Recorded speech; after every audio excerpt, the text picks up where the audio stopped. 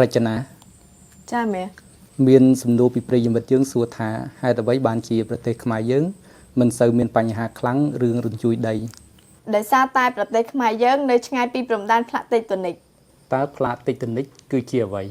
ផ្លាកតិចតូនិកគឺជាបំណែកសម្បកផែនដីដែលប្រែបែកចេញពីគ្នាហើយធ្វើចលនាក្នុងទិសដៅផ្សេងគ្នាមានសំណួរពីប្រិយមិត្តយើងមួយទៀតសួរថាតើចលនាផ្លាកតិចតូនិកអាចបង្កើតជាភ្នំភ្លើងថ្មី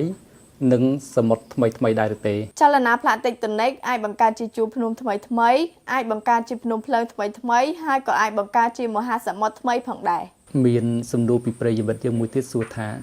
ហេតុអ្វីបានជារញ្ជួយដីមានតែនៅទីក្រុង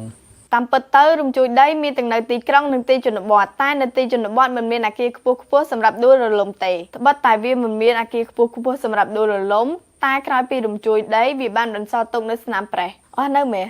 តាមពិតទៅសំណួរប្រិយមិត្តយើងមានច្រើនប៉ុន្តែដោយសារតែយើងអត់សូវមានពេលទើបមានស្រង់តែប្រហែលសំណួរនឹងយកមកសួរ